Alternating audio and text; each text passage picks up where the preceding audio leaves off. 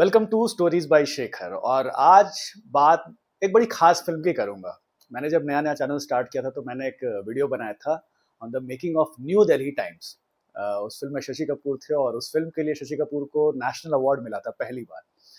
और उस समय किसी ने कमेंट किया था कि सर, क्योंकि वो जो फिल्म थी वो जर्नलिज्म पे अगर इंडिया में सबसे बेहतरीन कोई फिल्म बनी है तो वो थी न्यू दिल्ली टाइम्स। तो उस वक्त किसी ने कमेंट किया था कि सर आप फौजियों से रिलेटेड जो सबसे इंटरेस्टिंग और सबसे रियलिज्म के नज़दीक जो फिल्म आज तक बनी है, विजेता, उसके बारे में भी ज़रूर वीडियो बनाइएगा।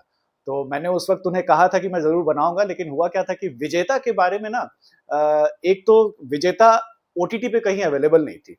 तो मैं बहुत दिन से उसे खोज रहा था और अभी रिसेंटली मैंने फिर से एक बार यूट्यूब पे सर्च किया तो किसी नए चैनल पे विजेता जो है पूरी मूवी यूट्यूब पे अवेलेबल हुई है।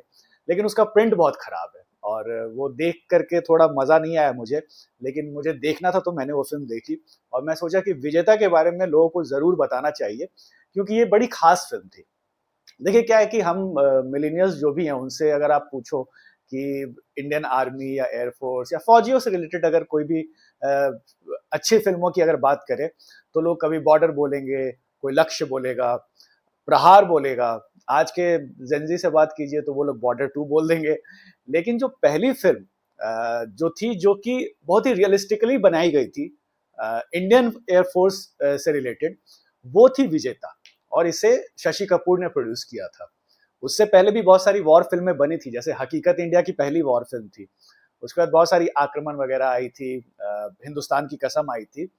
लेकिन प्रॉब्लम क्या था कि ये सारी बड़ी कमर्शियल फिल्में थी और इसका जो ट्रीटमेंट जो था वो टिपिकल बॉलीवुड मसाला फिल्मों की तरह होता था। हालांकि हकीकत काफी बेहतरीन फिल्म थी, चेतन आनंद ने उसे बनाई थी। तो विजेता जो बनी ये 1982 में बनाई और इसे प्रोड्यूस किया था शशि कपूर ने ही।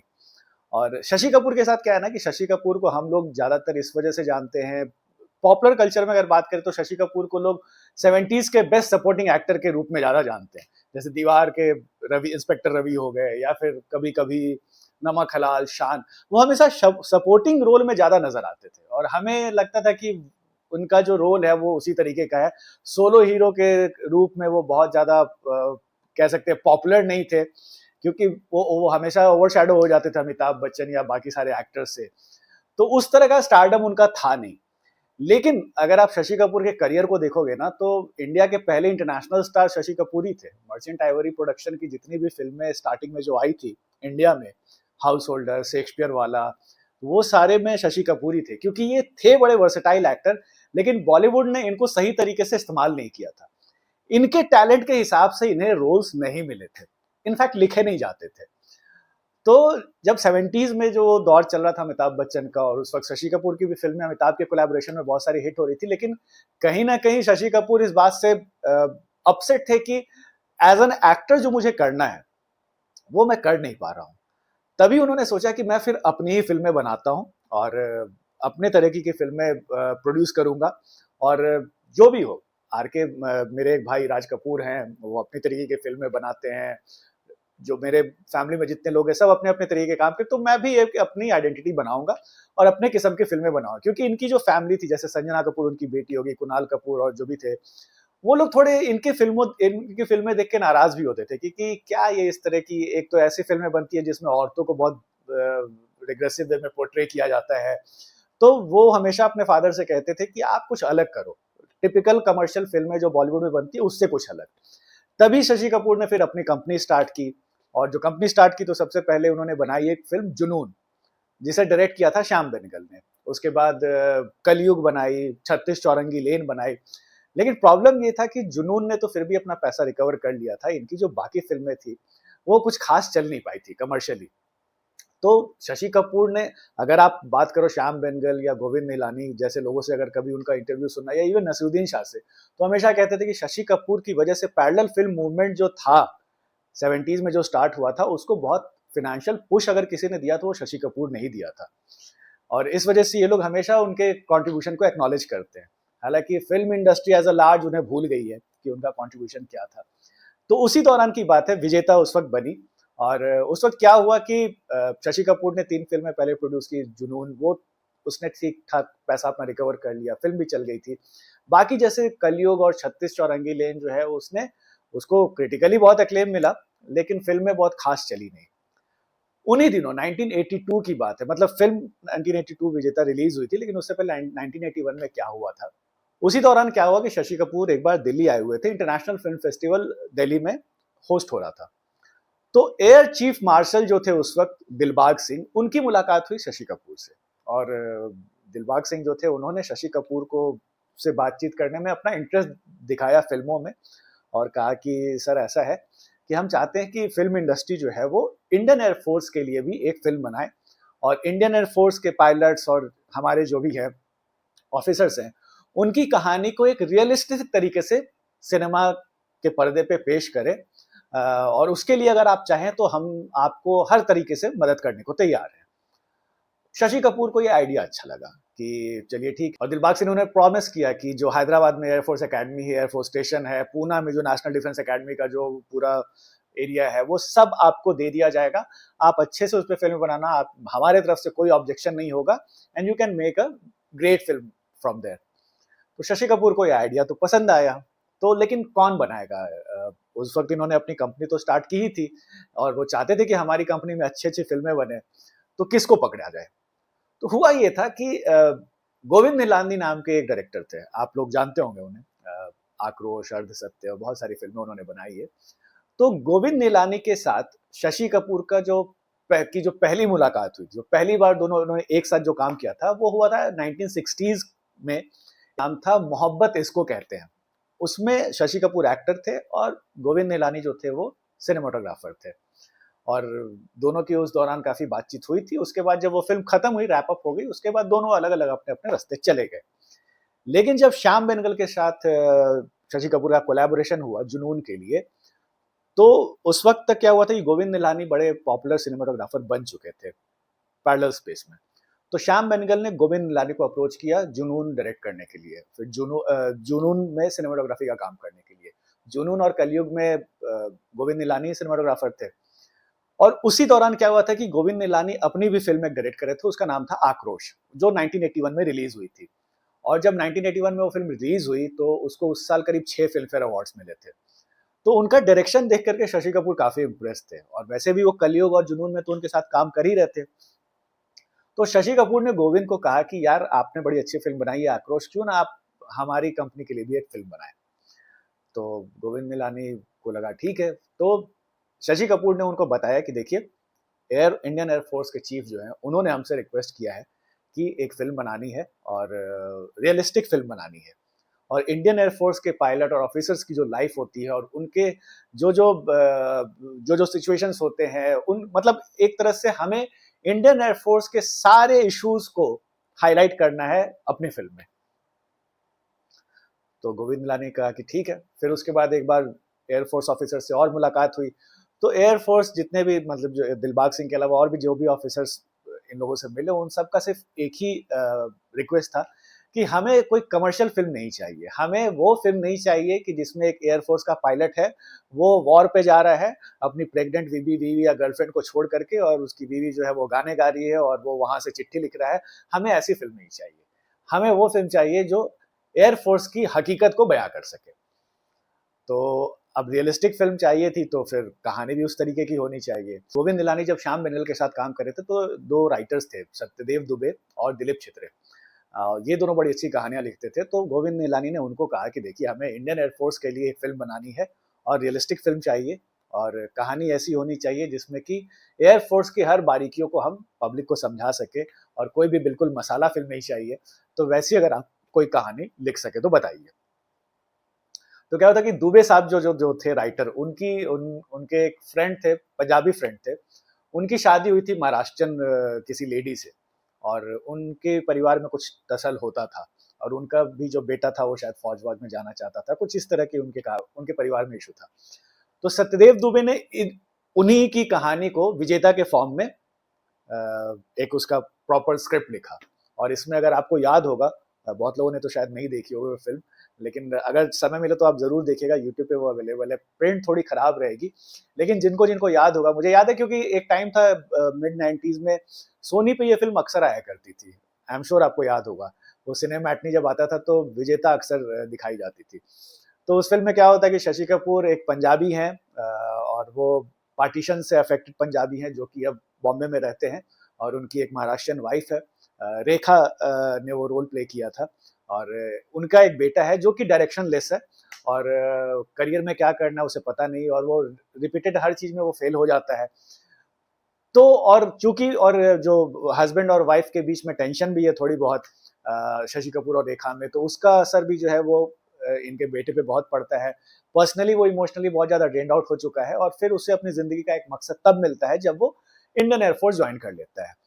हालांकि एयरफोर्स ज्वाइन करने पे इसके फादर जो है वो इस बात से नाराज भी होते हैं। अगर आप देखो तो इसी कहानी को कहीं ना कहीं थोड़ा बहुत फरहान अख्तर ने लक्ष्य के रूप में पेश किया था 2004 में। तो ये कहानी थी। उसके बाद फिर जो इन दोनों का जो बच्चा है अंगद, वो फिर एयरफोर्स जाता है और एयरफोर्स में उसकी ट्रेनिंग होती है और उस ट्रेनिंग के दौरान क्या क्या होते हैं, सर्कमस्टांसेस क्या होते हैं, फिर वॉर स्टार्ट हो जाती है और वॉर में किस तरीके से ये फाइट करता है और फिर देश के दुश्मनों को मारता है। वो पूरे बहुत अच्छे से उसका स्क्रिप्ट लिखा गया और फिर गोविंद निलानी, शशि कपूर और पूरी टीम जो है वो हैदराबाद में एयरफोर्स स्टेशन पे एनडीए में जाकर के इस फिल्म को पूरा शूट किया। इस फिल्म की जो सबसे खास बात थी इसकी सिनेमाटोग्राफी, और चूंकि गोविंद निलानी इस फिल्म को बना रहे थे, वो वाज अ मास्टर सिनेमाटोग्राफर। तो अगर आप देखोगे ना तो ये वो टाइम था जब वीएफएक्स नहीं था, लेकिन फिर भी बहुत ही बेहतरीन फोटोग्राफी इस फिल्म में आपको दिखाई देगी। इनफैक्ट जो पहला ही दो शॉट है ना, जो पहला पहला सपना दिखाया जाता है कुणाल कपूर का, वो एयरफोर्स के दो हेलीकॉप्टर्स हैं, उधर सूरज है और सूरज में से एक शैडो निकल करके आ रहा है, वो विजेता का जो हीरो है अपना, वो कमाल का शॉट था। मतलब वो देख करके लगता है कि आदमी जब इस तरह के आर्टिस्टिक वैल्यू के साथ अगर फिल्में बनाई जाती है ना, तो वो विजुअली कितनी अपीलिंग होती है। इट्स लाइक अ पेंटिंग अगर आप देखोगे तो। और इसी तरीके से जो एयरफोर्स के पूरे एरिया को जिस तरीके से इन्होंने कैप्चर किया था वो बहुत ही शानदार था। तो इस फिल्म को तो आप जरूर देखना। अब इसकी कास्टिंग की अगर बात करें तो जैसे इस फिल्म में कुणाल कपूर हैं जो शशि कपूर के बेटे हैं। हालांकि जब इस फिल्म का जब आइडिया आया था तो चूंकि उस वक्त बहुत सारे जो स्टार के बेटे थे ना उस वक्त लॉन्च हो रहे थे। 1980 में कुमार वरव लॉन्च हुए, संजय दत्त लॉन्च हुए, सनी देओल लॉन्च हुए। तो एक तरीके से जो शशि कपूर भी चाहते थे कि अपने बेटे को लॉन्च करे, अपने बेटे वो चाहते थे क्योंकि उनका जो बेटा कुणाल था वो एक्टिंग ठीक करता था, तो वो चाहते थे कि अपने फिल्म में इसे ले। लेकिन उन्होंने गोविंद निलानी को कह रखा था कि देखो अगर कुणाल तुमको लगता है कि ये जो प्रोटैगनिस्ट है उसके कैरेक्टर के लिए सूट नहीं करता है तो आप चेंज भी कर सकते हो, मेरी तरफ से कोई कंपल्शन नहीं है। लेकिन चूंकि कुणाल का परफॉर्मेंस जो भी ऑडिशन उन्होंने दिया होगा गोविंद निलानी को काफी पसंद आया था और इसी वजह से कुणाल कपूर उस फिल्म में थे। और बहुत ही शानदार परफॉर्मेंस उन्होंने दिया भी, बहुत ही सटल और रिस्ट्रेन परफॉर्मेंस था। कहीं भी फिल्म जो है वो किसी एक्टर के भी थ्रू कहीं भी लाउड नहीं होती है और वो कमर्शियल मसाला टाइप के एलिमेंट्स इस फिल्म में आपको नहीं दिखेंगे। जो सपोर्टिंग कास्ट भी है, अमरीश पुरी को अगर आप देखोगे जो सीनियर एयरफोर्स का ऑफिसर हैं, बहुत रिस्ट्रेन परफॉर्मेंस है। ओम पुरी हैं, रेखा है महाराष्ट्रियन वाइफ जो शशि कपूर की, जो कि क्लासिकल म्यूजिक में अपना ध्यान ज्यादा अपने आप को उस तरफ धकेल दिया है क्योंकि अपने हस्बैंड के साथ उनकी बनती नहीं है।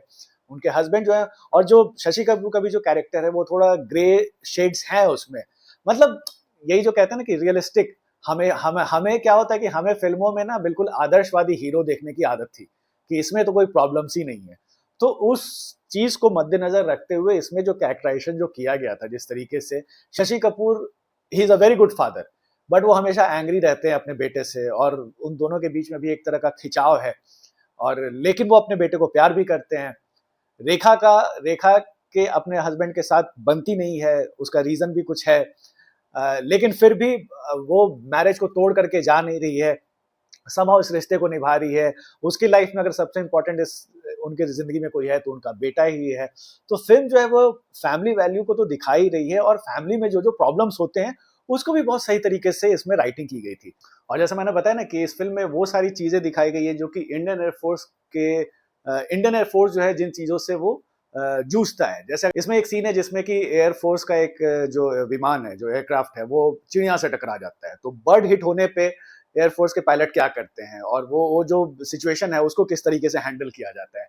या फिर अगर मान लो आप ट्रेनिंग ही कर रहे हो और जो बॉर्डर एरिया में अगर आपकी जो सॉटी है और वो गलती से क्रैश हो जाती है और पायलट इजेक्ट होता है और वहां पे अगर बॉर्डर एरिया चूंकि वो पे है, वहां पे है, और वहां के लोग, अगर आपको लगता है कि ये कहीं दुश्मन देश का पायलट तो नहीं है, उसको घेर लेते हैं, फिर वो क्या होता है। तो वो सीन जब अगर आप देखोगे, इसमें राजा बुंदेला का एक सीन है कि वो बेचारे अपने प्लेन से निकल करके जमीन पे आते हैं पैराशूट से, और जो गांव वाले हैं उनको समझते हैं कि ये तो दुश्मन का पायलट होगा, और उसको लगते हैं मारने के लिए। तो वो मतलब एक तरह से आपको याद दिलाया कि जो हमारे अभिनंदन थे 2000 में जो बालाकोट एयर स्ट्राइक जो किया था उन्होंने, किस तरीके से उनके साथ जो सिचुएशन हुई थी, वो बिल्कुल वैसा ही सीन इस फिल्म में आपको देखने को मिलेगा। हालांकि ये फिर गांव वाले को समझाया जाता है कि ये जो है ये हमारे ही पायलट हैं, पुलिस आकर के उन्हें रेस्क्यू करती है।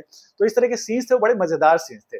और ये इसीलिए जैसा मैंने कहा ना कि जो एयरफोर्स के जो चीफ थे, उन्होंने कहा था कि हमें कमर्शियल फिल्म नहीं चाहिए, हमें रियलिस्टिक फिल्म चाहिए। और वही रियलिस्टिक फिल्म गोविंद निलानी और शशि कपूर ने मिलकर बनाया था। फिल्म का अगर जो सबसे बड़ा ड्रॉबैक जो था, वो था इसका लेंथ। जब फिल्म बनी तो उसके बाद क्या हुआ था कि कुणाल कपूर ने इसकी कंप्लीट प्रोडक्ट के बाद भी उसकी एडिटिंग की, और करीब 22 मिनट की एडिटिंग की थी छोटा करने के लिए। और अगर अगर आप फिल्म देखोगे ना, तो जो सबसे बड़ा जो प्रॉब्लम लगता है वो ये है कि इसका लेंथ, और कहीं कहीं फिल्म जो है वो स्लो हो जाती है, जिसकी वजह से शायद आप कभी कभी बोर हो सकते हो। लेकिन जब मैंने बताया ना कि फाइनल प्रोडक्ट की भी एडिटिंग कुणाल कपूर ने की थी, और करीब 22 मिनट छोटा कर दिया था इस फिल्म को। जब गोविंद निलानी को ये बात पता चली तो वो नाराज हो गए थे, तो फिर गोविंद निलानी के कहने पे उस 22 मिनट से 12 मिनट को फिर ऐड भी किया गया, और फिर इस फिल्म को फिर रिलीज किया गया। हालांकि जो वही मैंने कहा कि जो ड्रॉबैक फिल्म का एक ही था कि फिल्म थोड़ी इनकोहेरेंट लगती है। फिल्म थोड़ी और टाइट हो सकती थी, ग्रिपिंग हो सकती है। अगर आप देखो तो जैसे मैं कहूँगा प्रहार, अगर आप देखो नाना पाटेकर की जो फिल्म है, वो उसकी राइटिंग जो है वो बहुत ही शार्प है और काफी ग्रिपिंग है। वो प्रॉब्लम थोड़ी आपको विजेता के साथ होगी। लेकिन हैविंग सेड दैट, विजेता एक बहुत इंपॉर्टेंट फिल्म थी, जो कि मेरे हिसाब से हर इंसान को देखनी चाहिए, जिसे भी थोड़ा एयरफोर्स वगैरह के बारे में समझना और फौजियों की लाइफ की प्रॉब्लम्स देखनी है। इंडियन एयरफोर्स के अंदर जब आप ट्रेनिंग करने जाते हो तो क्या क्या चीजें आप फेस करते हो, वो आपको विजेता दिखाती है। अभी ये देखो, अभी एक फिल्म आई थी बॉर्डर 2, उसमें आप देखो तो जो जो पूरे जवान है उनकी जब ट्रेनिंग हो रही है तो सबकी बॉक्सिंग मैच हो रही है, कोई हार जा रहा है, फिर झगड़ा हो रहा है। ये सारी चीजें आपको लगता है कि आज शायद नया नया है, लेकिन विजेता में ये सारी चीज बहुत पहले दिखाई गई थी। उसमें राजा बुद्देला थे, जो एयरफोर्स में और भी जो ऑफिसर्स इनके साथ से जो ट्रेनिंग करते हैं, और राजा बुद्देला थे, एम के रैना थे, और भी बहुत सारे एक्टर्स थे जिनको हमने कई बार टीवी वगैरह में देखा है। कुणाल कपूर के ऑपोजिट सुप्रिया पाठक थी, बहुत ही बेहतरीन परफॉर्मेंस दिया था। लव इंटरेस्ट है उनकी, कुणाल कपूर की सुप्रिया पाठक, लेकिन वो उस तरह का नहीं है कि दोनों गाना गा रहे हैं, और बहुत ही रियलिस्टिक है वो पोर्ट्रेल, और दोनों में नोकझोंक भी होता है कई बार। और जो एयरफोर्स में दोनों बॉक्सिंग मैच जब होता है एम के राणा का और हीरो का हमारे, तो हीरो हार भी जाता है। इसलिए मैं कह रहा हूँ कि इसमें कहीं से भी हीरो को लार्जर देन लाइफ नहीं दिखाया गया है। वो एक नॉर्मल इंसान है जो कि फेलियर भी है, और फेलियर, अपने फेलियर से वो सीखता भी है। उसे इस बात का डर है कि मेरी इतनी जो ट्रेनिंग हुई है यहाँ पे, अगर मैं एयरफोर्स पायलट नहीं बन पाऊंगा तो फिर मैं जब वापस घर जाऊंगा तो मुझे कितना फिर से जलील होना पड़ेगा, क्योंकि मेरा बाप जो है वो मुझे हमेशा फेलियर ही समझता है। तो वो सारे जो उसके अंदर जो कश्मकश चल रहे हैं, वो सब चीजों को कुणाल कपूर ने बहुत बेहतरीन तरीके से निभाया था। अनफॉर्चुनेटली ये फिल्म जब 1982 में रिलीज हुई तो ये हिट नहीं हो पाई थी, और करीब 40 लाख रुपए का शशि कपूर को लॉस भी हो गया था। लेकिन फिल्म बहुत बेहतरीन थी। फिल्म जो फ्लॉप हुई और फिल्म में जो 40 लाख रुपए का लॉस हुआ शशि कपूर को उस लॉस से ज्यादा ये लगाना कि मेरे बेटे की ये फिल्म थी और ये फिल्म नहीं चली, और उसके बाद फिर कुणाल कपूर को बहुत ज्यादा काम भी नहीं मिला। इस चीज का शशि कपूर को ज्यादा दुख था। गोविंद निलानी से एक बार जब किसी जर्नलिस्ट ने पूछा तो उन्होंने कहा भी था कि हमारी फिल्म इसलिए फ्लॉप हो गई थी क्योंकि हमारे जो प्रोड्यूसर थे शशि कपूर जो थे, he was not a marketing genius. तो अगर आज वैसे फिल्म बनती और अगर एकता कपूर जैसे प्रोड्यूसर इस फिल्म के होते ना, तो ये फिल्म सुपरहिट हो जाती, क्योंकि इन लोगों को पता है कि मार्केटिंग कैसे की जाती है। शशि कपूर के साथ ये हमेशा से प्रॉब्लम रहा है। उनकी फिल्में बहुत अवार्ड्स जीतती थी, इंटरनेशनल अवार्ड जीतती थी, लेकिन कमर्शियली वो कहीं ना कहीं इंडियन ऑडियंस को सेटिस्फाई नहीं कर पाती थी। इसीलिए ये फिल्म जो है वो फ्लॉप हो गई। अगर आपने नहीं देखी है विजेता तो जरूर देखिए, यूट्यूब पे अवेलेबल है। प्रिंट का जैसा मैंने पहले भी कहा कि इसमें थोड़ा आपको प्रॉब्लम रहेगा, वो झेलना पड़ेगा आपको। लेकिन अगर कहीं और आपको मिलता है तो बहुत अच्छा, मुझे ही बता दीजिएगा कमेंट सेक्शन में कि कहाँ पे मुझे ओरिजिनल प्रिंट मिल सकता है। मुझे किसी ओटीटी पे तो नहीं मिला, तो ये थी कहानी विजेता की। और मैं अभी एक कोशिश कर रहा हूँ कि एक सीरीज निकालूं शशि कपूर की प्रोड्यूस की हुई फिल्मों की, क्योंकि ये इन्होंने जितनी भी फिल्में बनाई थी ना, चाहे वो कलयुग हो, जुनून हो, 36 चौरंगी लेन हो, इवन अजूबा, अजूबा के बारे में बहुत लोगों ने मुझे कहा है कि अजूबा की कहानी बताई कि क्यों वो फ्लॉप हो गई थी, और उसके पीछे भी बड़ी इंटरेस्टिंग कहानियां हैं। तो मैं कोशिश करूंगा ये अभी शशि कपूर का एक सीरीज स्टार्ट करता हूँ 4-5 फिल्मों की, और मैं उसकी कहानियां आपको बताऊं। आज के लिए इतना ही। देखिए आप जाके विजेता, और बताइए मुझे आपको कैसी लगी ये फिल्म। अब आते हैं क्विज पे। पिछले वीडियो में मैंने एक फोटो दिखाया था राजा मुराद का, और पूछा था कि ये किस फिल्म का सीन है, और सबने सही जवाब दिया। वो गुप्त का ही सीन था, वो पट्टी वाले शायर राजा मुराद जो थे। और वो कहते भी उस सीन में वही होता है कि शायद राजा मुराद एक शायरी मारते हैं, क्योंकि प्रेम चोपड़ा आते हैं हॉस्पिटल में, और वो कहते हैं आप आए हमारे अस्पताल में, साहिल की हरकत है, कभी हम आपको तो कभी पट्टियों को देखते हैं। और फिर अशोक श्राफ कहते हैं वाह क्या पट्टी वाले शायर है। अब आते हैं आज के क्विज पे, और आज भी कोई डायलॉग नहीं बोलूंगा, आज भी मैं एक फोटो दिखाता हूँ। इस फोटो को देखिए, तस्वीर को देखिए, और बताइए कि ये किस फिल्म का सीन है। ये है वो तस्वीर, देखिए ध्यान से इसे और बताइए कि ये किस फिल्म का है। चलिए मिलते हैं अगले एपिसोड में। Thanks for watching.